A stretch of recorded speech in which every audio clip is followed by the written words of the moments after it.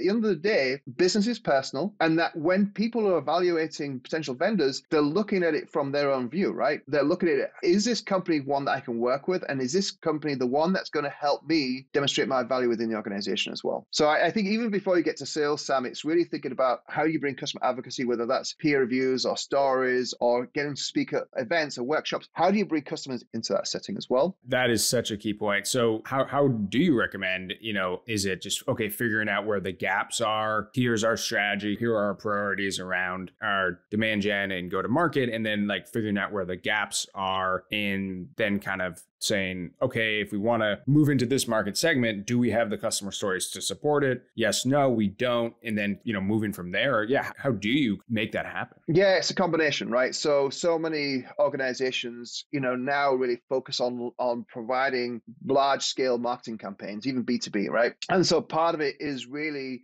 how do you create that collaborative environment where you are bringing the key stakeholders within the marketing team, whether that's digital or content or social or comms, also the table, say, okay, we're launching a campaign around X. What do we have in terms of content? What do we have in terms of the customer stories to help support that, right? And so sometimes, no doubt, there's going to be gaps. And I think that's where then, you go back to your customer base a little bit and take a look and say, okay, from our relationships we have, where do we know we're in good standing with the customer? Where do we think we've got the relationship that we can go back and maybe ask for some level of testimonial, whether it's written or video or reviews, etc., to go and maybe fill those gaps and make sure that when we launch the campaign, we have all the different assets in place, whether that's the validation from the marketplace through analysts or through customers. It's definitely trying to take a more holistic view to how marketing is supporting the overall goals of the organization, and that really ties back into the campaign element.